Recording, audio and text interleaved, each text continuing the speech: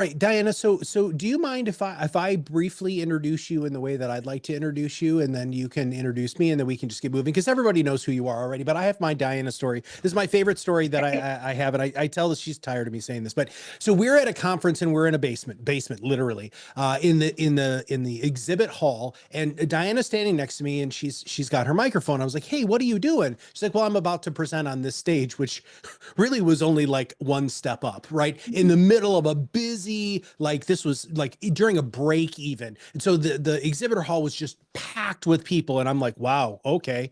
Break a leg. I know you've got this. And you're like, yeah, let's do this. Which is whatever, we kind of hyping each other up.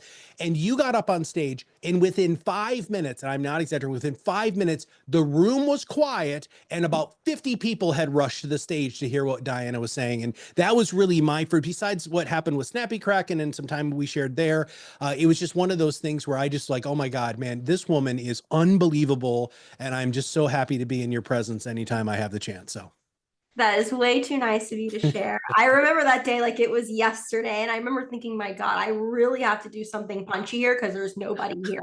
So nope. it worked, I guess. Thank Yeah. you, Matt. You are Yeah. so, so kind. And I've loved all the collaborations we've gotten together. And, Mhm. just back to that story, the purpose there and the point is you've got to be, like you guys say, your own loud. You've got to really show up and show out, and your voice it's your energy. It's what people are going to connect to. And once you heighten that and you expose it to the internet, to the greater world, people are going to get to know you. So that's what we're here to talk about today. So if you're here, this is all about how to use podcasting to strengthen your testimonial marketing. And I chose no one else than Matt Halloran, the podcasting expert, guru, whatever you want to call him. He is just a brilliant voice marketer. You're a brilliant marketer in general. And he is also co-founder of Proudmouth and chief relationship officer, because he knows how to help advisors build relationships. Proudmouth started, you'll have to remind me, Matt, I know you guys have been going at it for a little bit of time, 17. 2017, and you guys have just really grown since then, working with advisors, working with people who serve advisors, helping them be their own loud, create their voice, amplify it, atomize, as we'll learn today, and so, so much more. And Matt is also gearing up to do his first TEDx talk. I don't know if I'm allowed to say that. I hope I am, because I just did.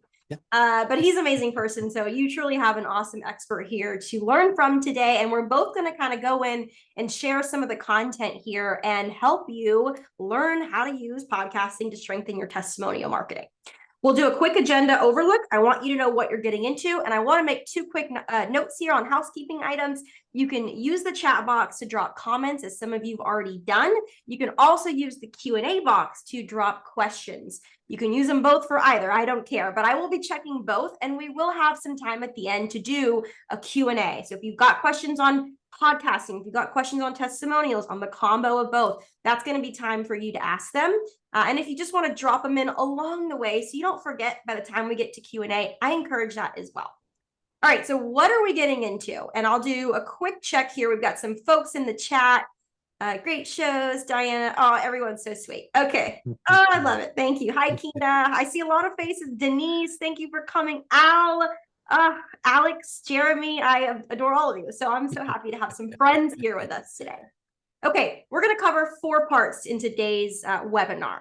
First, we're going to get the compliance stuff out of the way. What do you need to know? What is the SEC saying? It's really, truly none of the fun stuff, but it is the important stuff. Then we're going to talk about actually incorporating reviews into your podcast. We have a really cool strategy for you. We'll talk a little bit about how to take that, review, that audible, that podcast, and turn it into all these different clips that people can absorb and learn from, but not just you doing the work, your clients doing the work as well. And then lastly, how to use your podcast to drive more reviews that will help other people looking for financial help reach you. So 4 parts. The first thing I want to start with here is you, actually. I want to know a little bit more about you. Now, I just shouted out a few names of folks that are on the webinar with us that I adore, but let's launch a quick couple of questions. And these are not required. If you don't want to answer, that's totally fine. Matt and I want to learn a little bit more about you. First one, do you currently host a podcast? Second, do you currently use testimonials in your marketing? Give it about 20 seconds. And the speakers will take a drink. So Dominic says yes on testimonials. Awesome. I know that there are a couple of people here. I know that Dan Sipe and Denise both have podcasts. Love that. Oh, Yes. Doug. Okay. Virginia has been doing video interviews for about a year and looking to turn them into Wow. additional content. Awesome. Ooh, we got So, something for you, yeah. Virginia. Holy Moses. Yeah, you're gonna get some inspo. Doug uses Opus. Awesome. Great tool. You know, you have platforms. You also have service providers like Proudmouth to help you do this stuff. Really amplify it, blow it out. Perfect. All right, I'm going to end this poll here, and I like to share it back just with everyone so you can also see your peers on the call. What are they doing? And it looks like we're kind of all over the board here, but most of you are not doing a podcast. Some of you are thinking about it. Some of you already do a podcast. And then we're kind of split with testimonials, which I'm not surprised to see. I mean, both of these marketing strategies are just, the stories are barely unfolding, right? There's so much more to these that's going to continue to become more and more prominent and more important in your marketing strategy as we evolve. Every year we evolve our marketing game. The entire industry, advisors, we're all evolving together. We're getting stronger and better together. Any last comments, Matt, before we move on? Nope, let's go. All right, let's do it. Okay, now to the maybe not so fun stuff, just to lay some foundation. So let's talk about some definitions and what you need to know. What even are testimonials? So I want to talk about the difference between a testimonial and an endorsement. I want to talk about, who's coming from, what kind of information reviews are coming from clients versus other people, because yes, other people can leave you reviews, paid or unpaid. And then what are some things you really need to consider as far as disclosures, the compliance stuff. So first off, when you hear us talk about reviews can really be categorized by testimonials, which are statements by your current clients or anyone investing with you about their experience working with you. That's a testimonial. An endorsement is coming from anyone else. So maybe partners that you work with, or your COIs, or anyone that is outside of that business ecosystem of yours that you're directly working with, that just show their support for you. They recommend you, they say you're a great person, they maybe talk about your character a bit. I don't think it's necessarily all that important to stay focused on the differences. I just want you to know. So this is just laying some foundation. And back in 2021, the SEC marketing rule went into effect, and it basically allowed SEC registered advisors, so RIAs, to start using testimonials and endorsements in their marketing with, of course, things to know, right? With conditions. So what are some of those conditions? Disclosures are really important. And I copied a slide here that I had from another deck.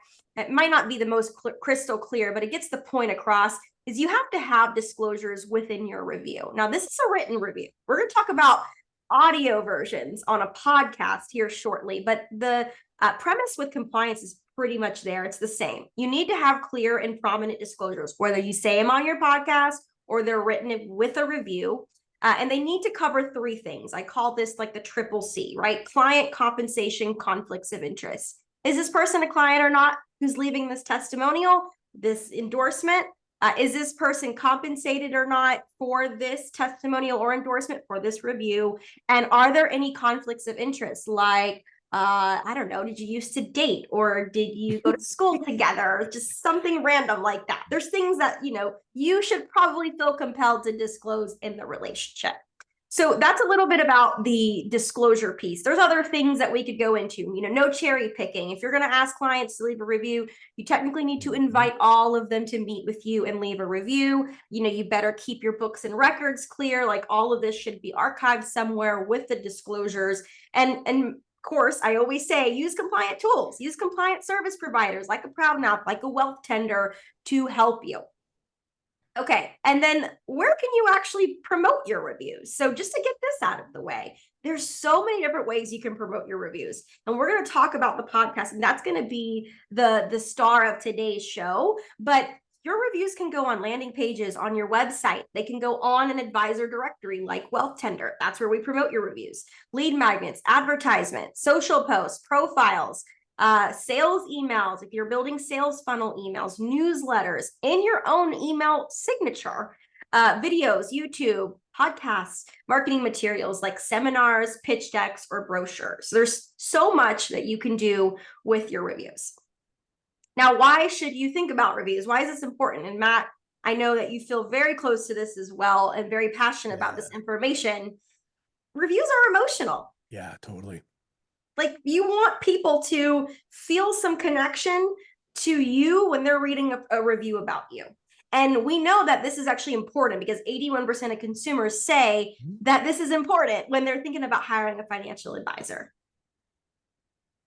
And 1 out of 2 consumers are willing to pay more to a business with higher reviews. Matt, have you ever chosen a restaurant, or let's even just get more specific, you're a professional, like someone to come to your house because they had better reviews than the other company, but they might have been a little more expensive?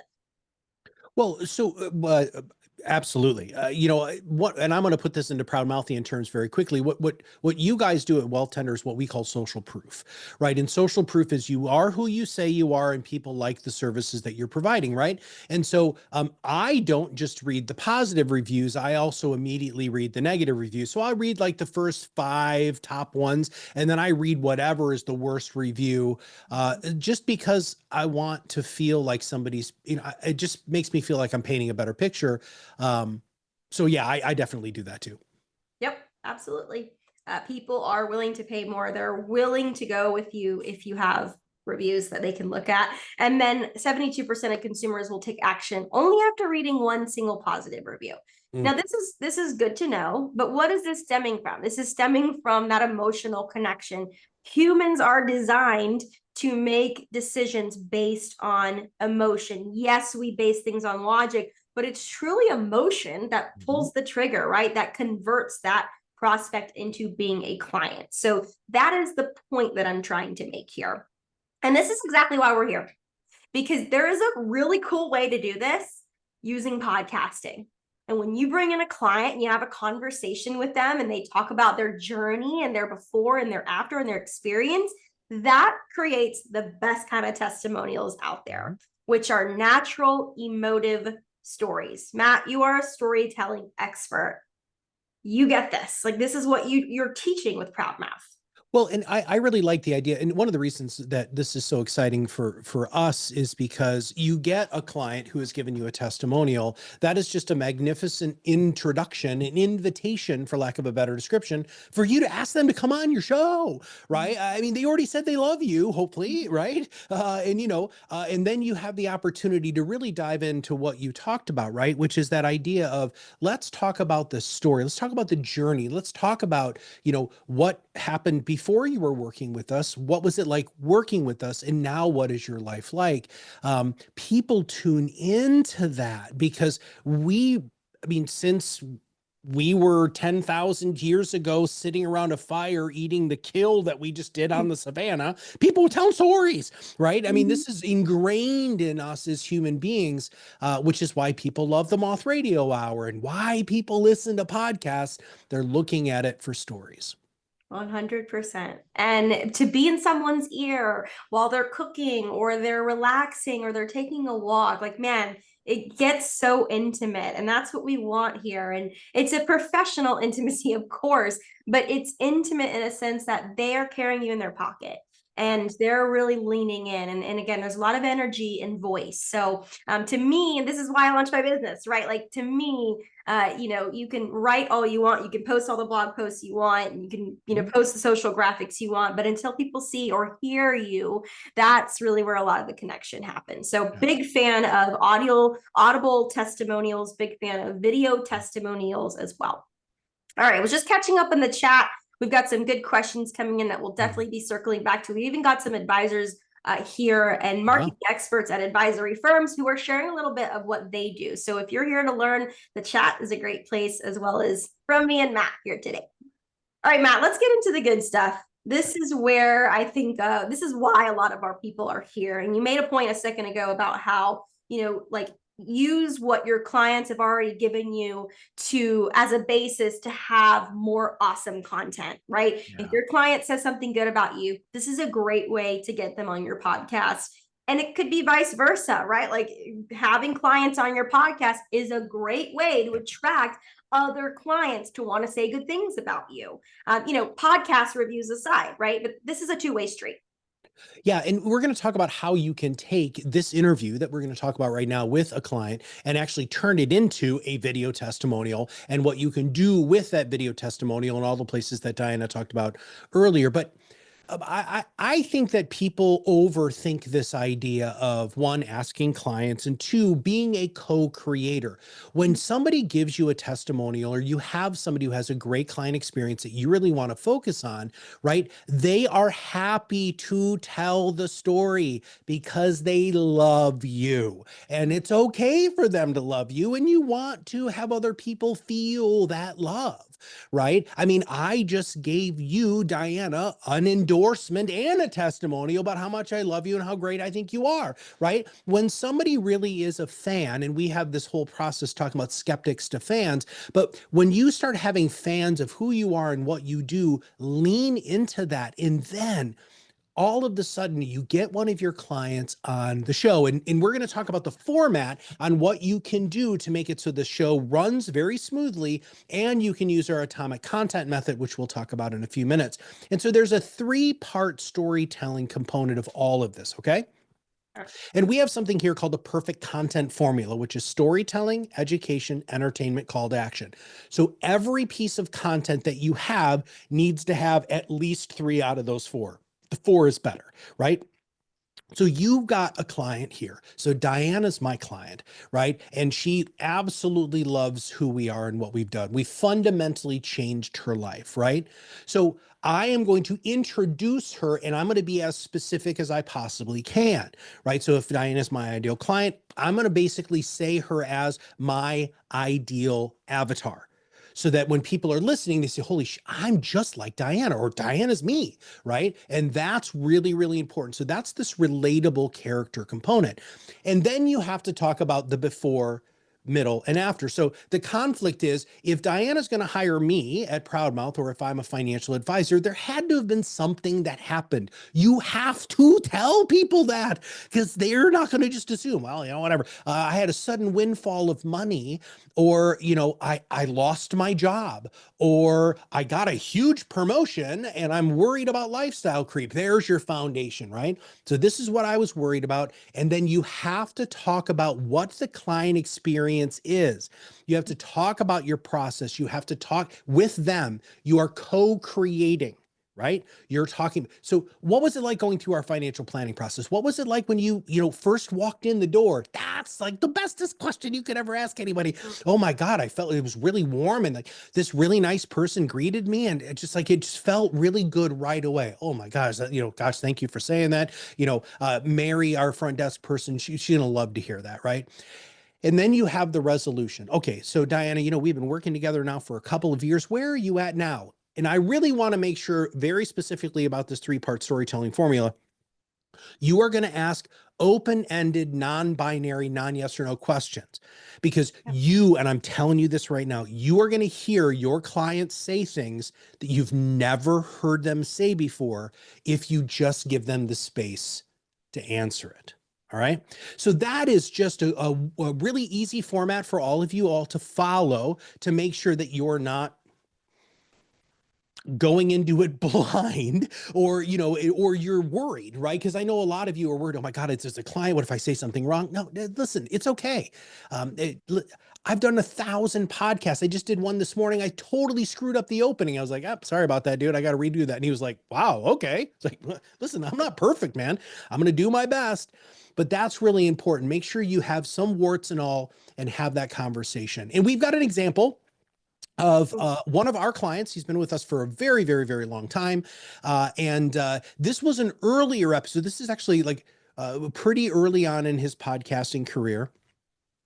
And he interviewed somebody. I'm just going to set this up very quickly. And so his client had a very, very intense IT job. And he hated it. And so he sat down with Larry and he's like, dude, I hate this. Right. And so they went through the planning process and Larry was like, dude, you can retire now. And the outcome of the podcast is not only for him to talk a little bit about what this client ended up doing, but he's a photographer now. And that's what he's doing in retirement. And you can hear it in his voice, just how joyful the client is. So, you know, why don't you skip forward just a smidge so that we don't have to hear the opening. Let's do it. Yeah. Let's do it. Yeah, that's good right there. From Halloran Wealth Management. Today, Larry has another special guest, and that is Mark Alter. Mark is here to talk about photography for a while with Larry, and I'm going to let him get into that. But I've got a little bio that I'm going to read you. This guy. Go forward. Go forward.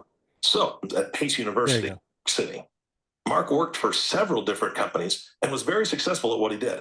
Mark met a wonderful woman named Jane who became his wow. Well, that's really long. A little bit earlier than waiting for normal, typical retirement time. So we'll talk a little bit about that. And, you know, everybody listens to the podcast always talk about, you know, visualizing your life. And we talked about that when we first met Mark and Jane and how we were able to get him into that position because he worked hard his whole life. So we'll talk a little bit about that. But first, you know, let's talk a little bit about, you know, your passion, Mark. So, all right, so let's pause there. So there's a couple of things I want to highlight very quickly. Number one, boy, has podcasting come a long way. We were recording on Skype back then, and the compression of their microphone and their audio was not as good as where it is today. So thankfully, we've learned a lot and we've got much better technology because this was probably 4 years ago. Yeah. Oh, yeah. Yeah. So archaic now in podcasting. Yeah. But right there, you can hear Larry just said something, and that was really well timed, Diana, and that wasn't planned. He says, you know, we sat down and wanted to have you visualize what your retirement is like.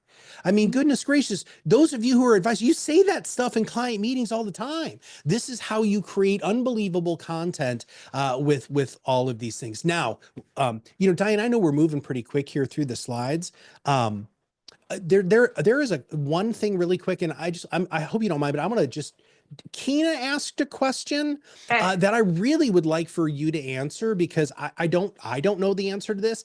And I think it's going to really lead into some of the other stuff that I'm going to talk about. And her question was, what are some lead-in questions for asking for testimonial? And I know Brian put a linked article there, but not everybody's going to have the chat. Would you mind just talking about that just a little bit and some of the ways that you can prime the pump to get people to do this? Yeah. And in fact, it's important from a compliance lens as well, because you don't want to come out there and say, can you talk about how great your experience has been working with me? Because from a compliance lens, that's being very forward, right? And you're kind of directing your clients to say positive things. We want this to be unbiased. We want this to be truly unique and authentic. But what you can say, and the timing of when you say it can also matter a lot, is you can say, hey, I've really enjoyed working with you. And I want to make sure that I help other people who were in a similar situation as you and we started working together and who need my help. Are you willing to write about your experience working with me? I think that this would go far in helping others, right? So that's an example. I have advisors who have actually sent an email out on their firm's anniversary and said, hey, it's our anniversary. We don't want any gifts. We're so grateful for you, but we thought it might be a nice time to collect your experiences working with us and share them with the world and other people who need our help. So always like putting it back to this, you giving me this is actually you paying it forward to other people who were in a similar situation as you, right? Relatability marketing. And then I've had advisors ask on their birthdays, hey, it's my birthday. In exchange, would you be willing to write me a review? So yeah, there's so many different ways to talk about it. I definitely encourage you to look at the article in the chat box for some more ideas. Yeah, and by the way, that's Brian Thorpe. He's the CEO of Wealth Tender, and the founder. So if you're going to find an article, he's the guy who's going to put it in there. So thanks, Brian, for sharing that. You know, I'm sorry, Diana, you just used a phrase there that I think might help people overcome the fear of asking for an endorsement or a testimonial. You said collect experiences. And I mean, it just flew out of your mouth very quickly and all of that. And I heard that. I haven't actually heard anybody position it that way before. And that is another sort of thing that you can use in our world, in the podcasting world. Listen, I would like to collect the experience. I would like to document. I'd like to video and audio record your experience in working with us so that other people have access so they can understand what the experience is. Yep. Right. And that's just really, really, really important. So now what happens here? Oh, go ahead. You have something? Well, I was just going to say, and just like Larry said, hey, we sat down and visualized what retirement looks like. He was referring to that experience. That's he was right. spelling that out, which is very clear here in your 3-part storytelling formula. And, talk about if you want to build a niche, wow, like starting off and talking about who this person is. Are they an executive? Did they have a complex compensation model? Did they have tech stocks that they didn't really know what to do with? There's so many different things that you could get into there with your niche, but I love that formula. Love this example. I know we've got here in this next part, this amazing, I love this word, atomize your content. And I really would love to move in, Matt, and hear from you on like, how do you take this now that you're inviting clients on, you've got this formula, you're positioning it, you're talking about the experience, you're going in and really blowing this up. Like, how do you blow it up? How do you get a lot of people to hear it? Well, you had said something earlier too, that I need to come back to, because this is going to make content atomization easier and might allow you to dip your toes in the water of what we're talking about today without necessarily having to first ask a client. Okay. So one of the other ways that, and it's actually part of our 9 podcast growth strategies, is centers of influence, which also is a testimonial and endorsement, right? And so you get your CPA on, you get your estate planning attorney, your divorce attorney, your insurance person, your physical therapist, whatever. Just by having them on your show is really inadvertent way, not a direct way like what Well-Tender will do for you, but another way for people to really start singing the praises of you. Okay, so Diana has come on my show. She's talked about all of this magnificent experience that she's had with us. We've set her up as my ideal client avatar. She's talked about the conflict, what was like beforehand, and what her life is like now. And now the goal is, and this is the Proud Mouth secret sauce, is we're going to take that long form content and turn it into as many bite-sized pieces as we can. Now, part of this process is remembering when you're going into content creation that you need to speak in shorter sound bites. Okay. And you also want to try to set clear expectations with your clients to do 2 things really. 1, try to speak in 3-minute-ish sound bites. Okay. So that's an easy thing. And there's great techniques that we teach on how to do that. And then number 2, please remind them they're not allowed to talk about investment performance and, the stocks and bonds that you have purchased for them, because that's just a nightmare and it's never going to go live and you're screwed. So you don't want it. So you have to set clear expectations on whoever's coming on your show to make sure that you can atomize your content. And so what is that? Well, you can take anything. Right. And a lot of this is kind of like symbiotic. It can go back and forth. Right. And so like if you're a blogger and you love to write, guess what? You can take that blog and turn it into like, you can throw it through AI and have AI run a voice for you. You can do an AI video. You can shoot a video. You can take that blog and turn it into a podcast, and then it goes the other way, right? You create a 30-minute episode. That's a perfect blog. It's a perfect white paper, right? It's a perfect checklist. Like maybe Diana and I are talking about the 5 different ways that you can use testimonials to grow your business. Bob's your uncle. There's a checklist. You should give that away as a free download to start capturing people out of your rented audience, right? Which is really what online is. Your social media, your YouTube channel, your podcast itself, all 3 of those kind of buckets, you don't own that.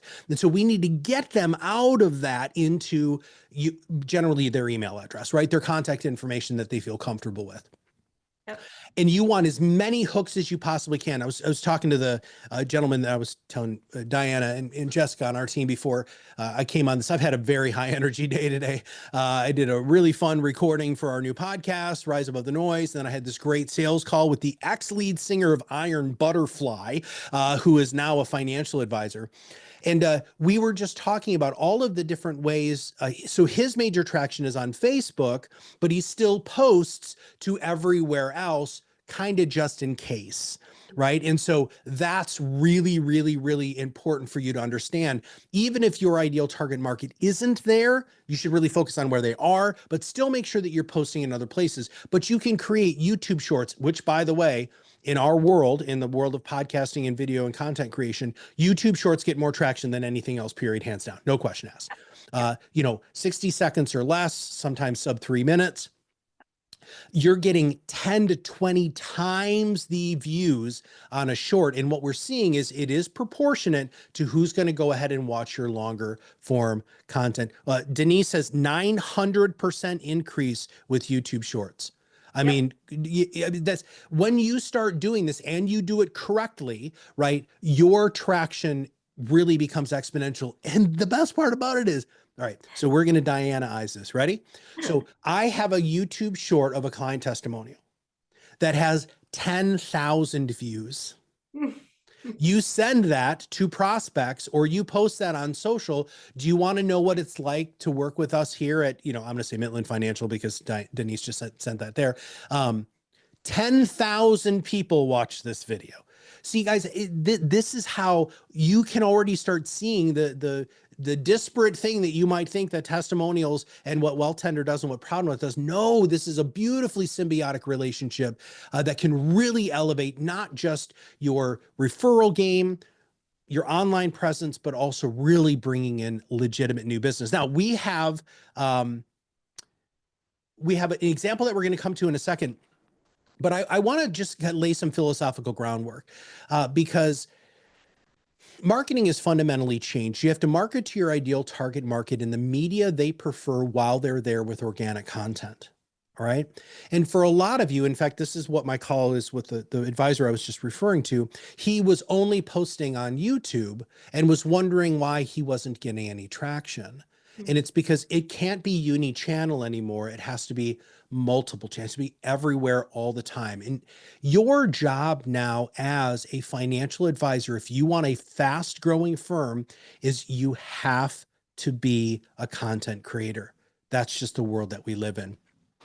And so why repurpose the content? Well, you repurpose the content because dude, you just worked so hard on it, right? Holy shnikes. I'm gonna go back to this really great link that, by the way, if you're here, you need to click on that link that Brian put into the chat box, right? So let's just go ahead. It says here, at the end of the article below, you'll find a downloadable PDF, so on and so forth.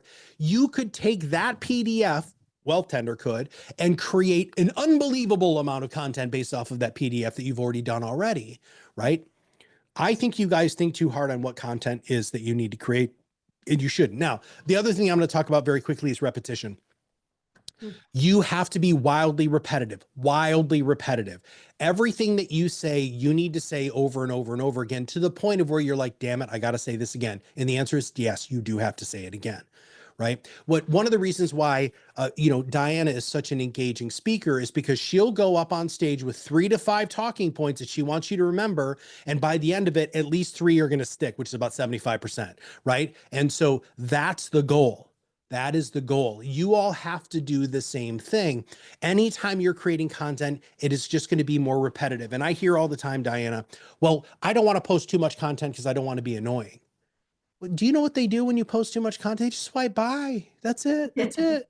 Not only that, the algorithms are only going to show so many people your content each time you post.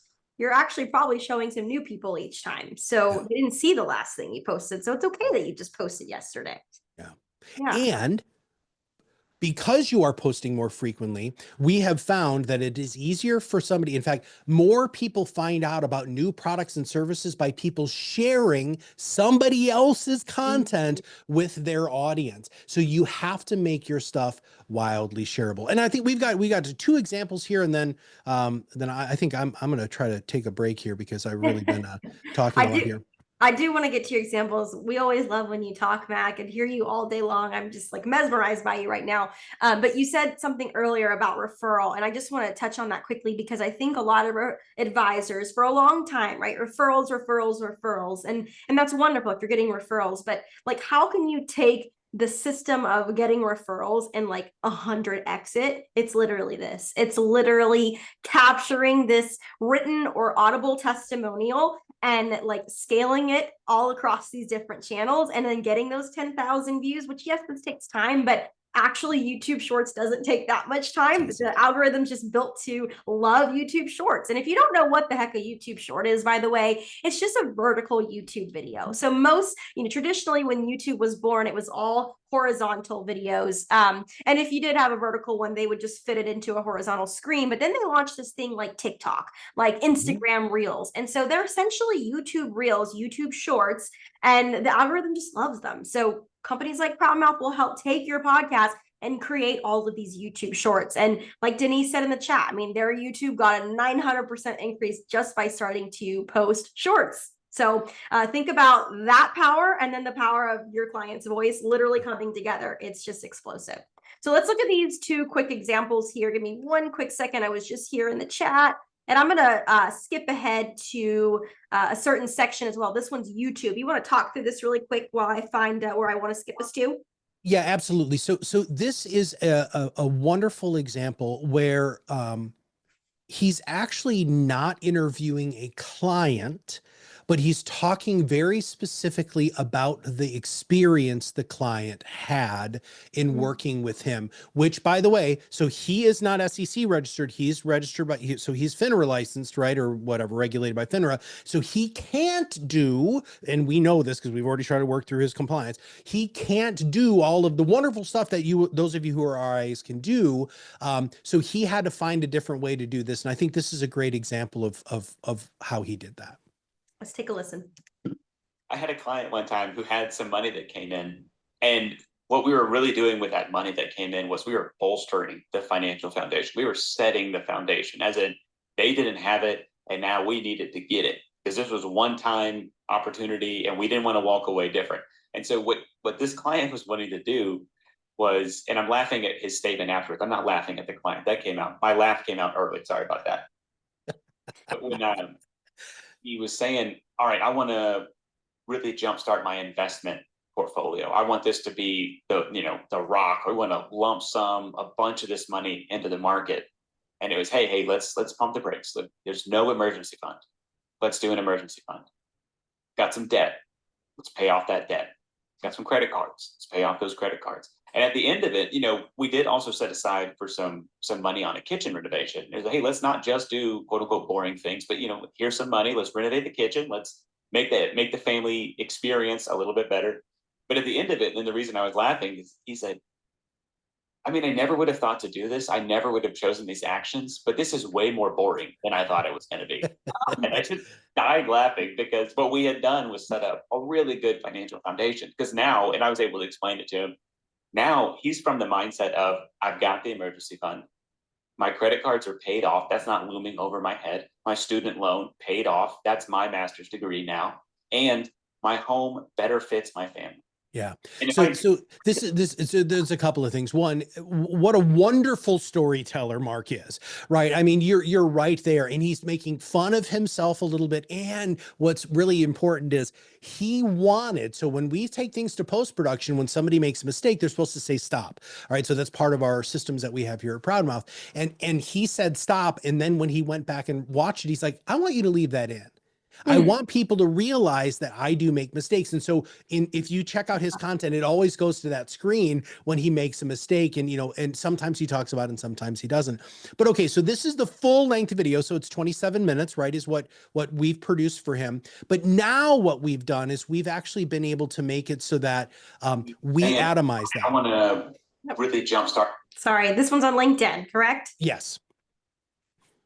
So we made a little post, got some links there, some hashtags. All right, I want to really jumpstart my investment portfolio. I want this to be the rock. I want to lump sum a bunch of this money. You can pause it there, but so you can see that we've taken this really long episode. We call it the gold in the atomic content method. So we find the gold, then what we do is we create more gold from it, which is what we just did there. We created a YouTube thing. And by the way, there's links there. There's the jury's still out on hashtags, even though there's somebody on this who actually, there's some people really don't agree with me on that, but whatever.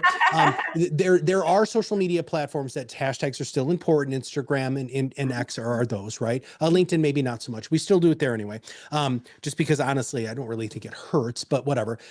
But that's the sort of stuff. And you can do this, especially when you have a podcast with an existing client. You can also do this when you're having a center of influence.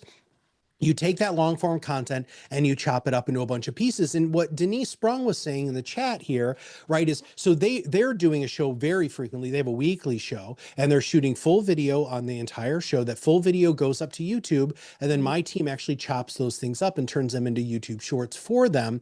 And we also create, LinkedIn, Twitter, Facebook stuff for them too, so that we're trying to post absolutely everywhere. And it's all Larry's talking. It's all his thought leadership. This isn't canned stuff that's coming from another company. And that's why what Wealth Tender has also built is so powerful. Because when you have the words of your client, and if you're not repurposing it, which is one of the first slides Diana showed, if you're not sharing those things everywhere, you're really missing like many legs of the stool. Mm-hmm. Mm-hmm. I love what Denise said in the comments. I think advisors who rely on referrals are going to start to feel that the first thing people do is Google you. That's absolutely true. So what are they going to find? Are they going to find that social proof? Are they going to find that external validation? Or is it just you saying, here's who I am and here's what I do and here's why you should hire me? It is so much more powerful to have somebody else saying that about you. That is that validation, that social proof that we talk about so often. It's the psychology of great marketing. Before we move to the next section, so I scooted back here just a slide.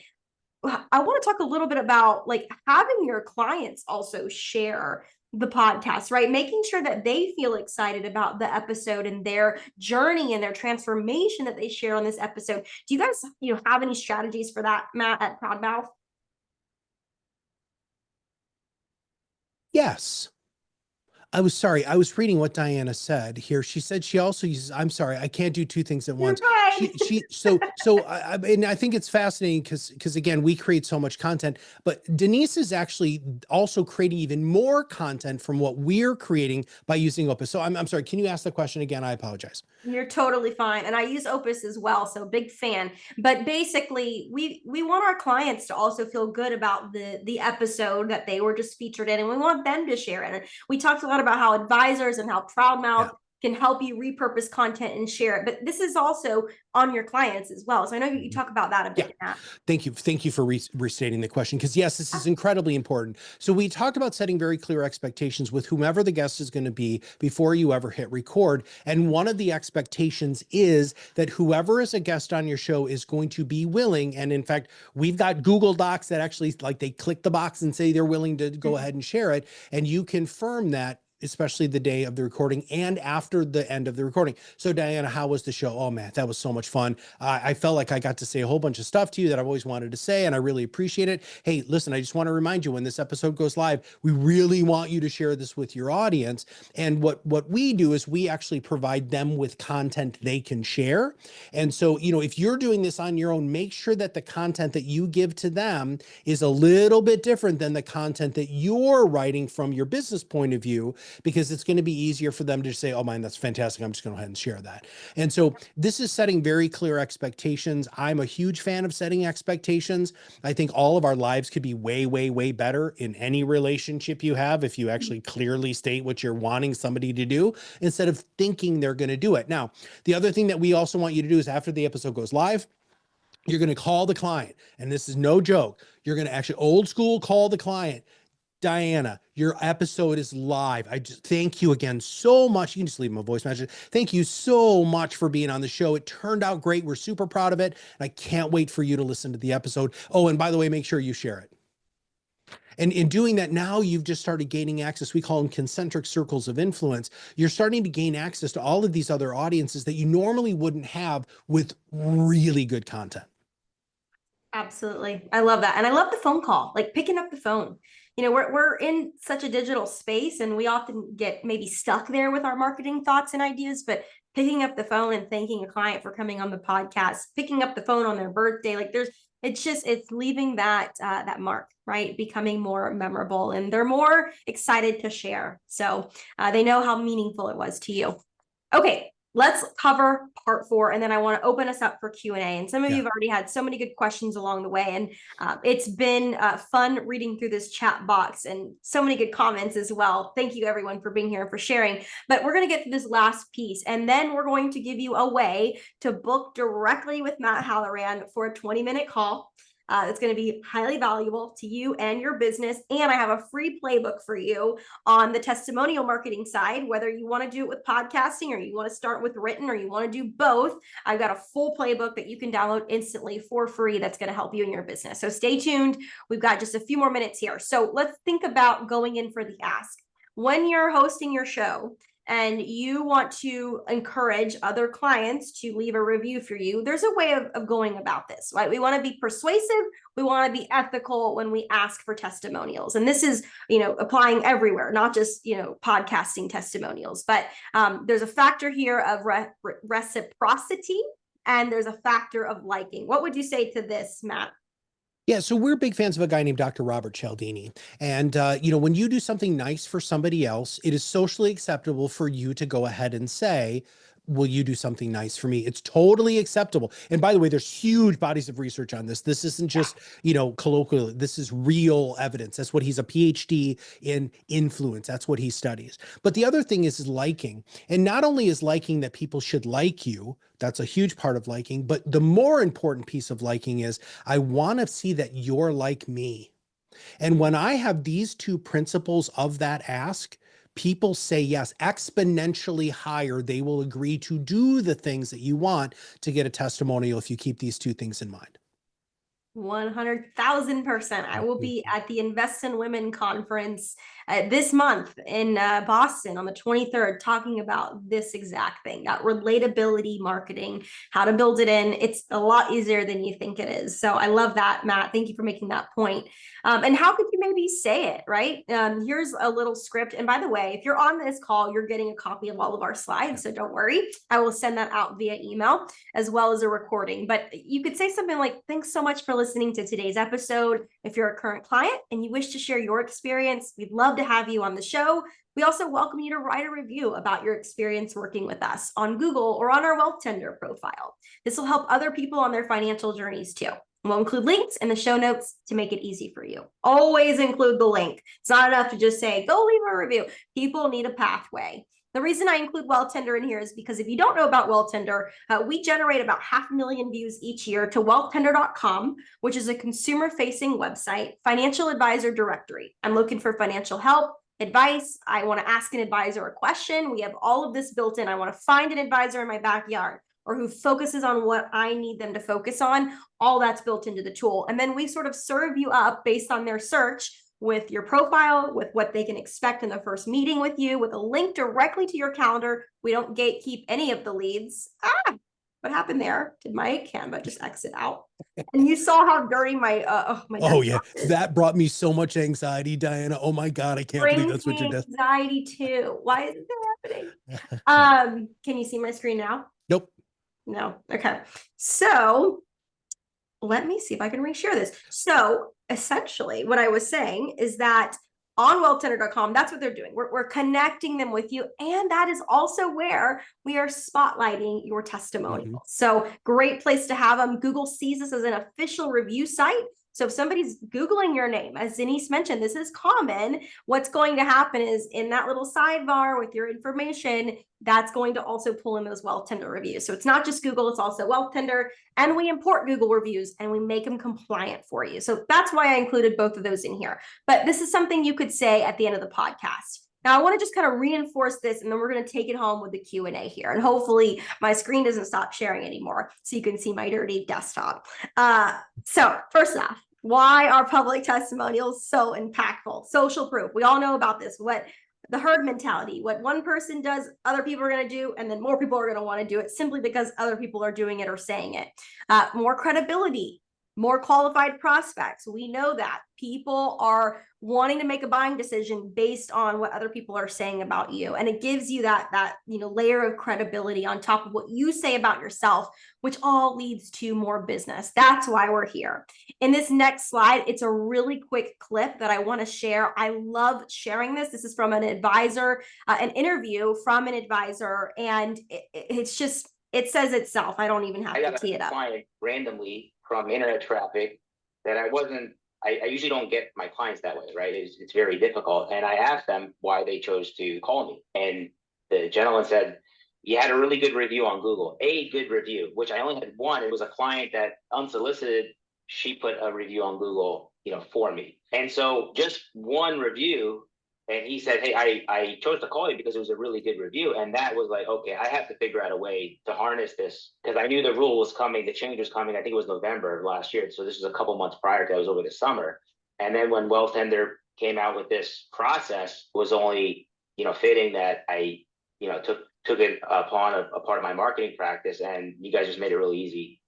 So just one review, and he's not the only one. I've had other advisors tell me that just having a review helped them win a prospect over the advisor down the street. I've got this quick template in here. This is if you're emailing your clients and you want to ask for a review, you do have to have a Wealth Tender profile. You can see there, but even if you don't, you can take that piece out and you can still use this. I like to make sure my content is usable by you, whether you decide to work with our tools or not. And then Gary Barrasso, I love this story as well. And I pulled a little piece out of it. And we have a whole case study on this that we'll drop in the chat for you. It just speaks to exactly what I was saying. I can recall one prospect that was interviewing multiple firms. They said, it's down to you and 2 other firms. What makes you different? So they asked the firm directly, like, what makes you different? And the smart answer, right, is that, hey, aside from being fee only and having CPAs on staff, do the firms down the street that you're talking to have as many positive reviews as we do? Or like, do they have a podcast or we're talking with their clients and, saying all these great things and sharing experiences? The answer was no. And so they signed up as wealth management clients. The very next day, moved over 1.5 million. This is becoming more common than you think. All right, Matt, how can people book a call with you? What's happening on this call? Yeah. So basically what this is we're going to ask you a few questions. So you scan the QR code with your phone and that gives you direct access to my Calendly. You're going to answer a few questions. And then I basically do a very deep dive. I'm going to do a deep dive into your socials, your website, whatever content that you're creating. And then we're going to have a strategy session. I'm just going to be honest with all of you. I'm going to be honest with you. And I need you to be prepared for that, because this is literally what I do all day, every day, is to help people create better content. So that's what it is. So go ahead and scan that QR code. Jessica also put that link into the chat if you guys want to go ahead and click that. And we'll make sure that you guys can get on my calendar. I love that. That's amazing. And I'm just looking through the chat. If you want to drop a question now in the question box or repaste your question earlier in the chat box, so it's front and center, feel free to do that. And then again, that link to book time with Matt is in the chat box. Now, if you want a free testimonial marketing playbook that we've spent a lot of time crafting and adjusting over the years, then you can scan this QR code, and we'll also drop a link in the chat for you to download this here in a second. And this is really helpful. It's a good starting point. So if you're just dipping your toe in the water, this might be a really good resource for you to kind of read on your own time. It looks like we've got some folks who want to know more about Proudmouth and Wealth Tender, but they had to hop off. So we'll be sure to send some information. Again, if you're on this call, you're getting the replay, you're getting all of the slides today. And then there we go. We just dropped a link in the chat where you can download your free playbook. All right. So Allie had a question, and this is for you. This isn't for me as much, which is, do you think imposter syndrome is one among the reasons advisors don't ask for testimonials? Yes. I absolutely do. I have this direct experience with advisors because they have told me, I'm just really not sure what is going to come out of, me opening this, what they call can of worms. But it shouldn't be a can of worms, right? It should be like a can of flowers or something, because if you've been working with your clients and treating them well and, being communicative, which, there's a subset of advisors that maybe aren't doing as much as they could be. That's a whole other issue, right? That's an NPS kind of score survey issue that maybe you need to tackle first. But Most advisors, like 99% of them that start asking for reviews, they're like, oh my gosh, this is awesome. Like what they're saying, it actually makes their day. That guy who sent the email out on his birthday, he was like, wow, this really made my day. So you would be surprised. Get rid of the imposter syndrome. You'll be shocked at what your clients will say. And they're not here to talk about that portfolio growth and the 5% or the 8%, or no, they're actually there to talk about the emotional side. Like, hey, here's how I felt, when you and I started working together, and here's how I felt 3 months in, and here's where I am today. And that's the motive piece we talk a lot about. Brian, I love that in the chat. Shouldn't be camera, should be camouflage. There you go. That's a Diana-ism right there. That's going to show up somewhere else. I had to make up for that desktop. Oh my God. Okay. Yep. We find since we do not focus on portfolio growth, those we serve do not. Yeah, that's true too. Like, who are you attracting? And that's getting more to the fundamental layers here. Like if there's an issue in your practice, you're tracking the wrong people, your marketing doesn't have the right messaging, you're not even serving them well or communicating enough. Those things are fundamental, issues that you need to be attending to as well. Well, and why do you want to sound like everybody else, right? And so, when I was a consultant, we used to send out the weekly market commentary, and then, clients would come in and everybody would be like, well, what's going on in the S&P and why are international? And they're like, we're financial planners. What the hell is going on? It's because your only client communication is talking about the volatility in the markets. And so you have to understand that whatever content that you're creating is what your clients think you're focusing on. And Denise put in there too, that now people are starting to put reviews about joy. Right. So that's their whole major function at Midland Financial, is really focusing on joy. And I would challenge all of you in the 2 minutes that we have left, what really does make you fundamentally unique and different? Why is your process? And it's got to be feeling words. It can't be pie charts and bar graphs, because if you're focused on pie charts and bar graphs, the problem is everybody else is too. You have to find a way to rise above the noise to be your own loud. You have to do that. And if you do that, it takes time, but that momentum that you create is going to change your business forever. I love that momentum. You don't need motivation, you need momentum. So I love that word, that keyword. And Denise says, yes, be you. Absolutely. Could not agree more. People buy from people. They don't buy from businesses. They buy from people. That's literally the theme of my keynote in a few weeks.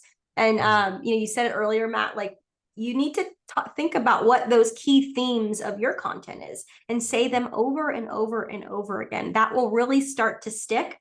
And them coming from you as a person, like, again, people buy from people. Denise, the keynote is at Invest in Women. It's a conference put on by Financial Advisor magazine. It'll be in Boston. And I haven't been to Boston since, I think, Nitrogen, well, formerly Riskalyze, Fearless Investing in like 2019. So I'm so excited to be back. She's going to see you there. Yeah. Oh, yeah. Oh, amazing. Well, I hope you come to my session. It is the closing keynote, so I'm not sure how many people will be there, but I would love for you to be there. Okay, Matt, you've been an excellent guest, which is no surprise. And I am so glad we finally got to make this happen. And stay tuned, folks, because we've got more of where this is coming from and more for you in the future on this powerful duo, this powerful topic. You've been amazing. Thank you for bringing all of your wisdom today. Thank you to your team for helping us put this together. Love that. They're so amazing to work with. If you don't have podcasting going on and you want to, contact Proudmouth.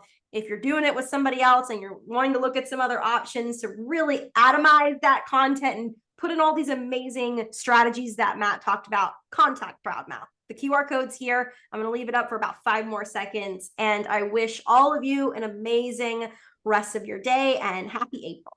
Thank you, Matt. Hi, everybody. Thank you.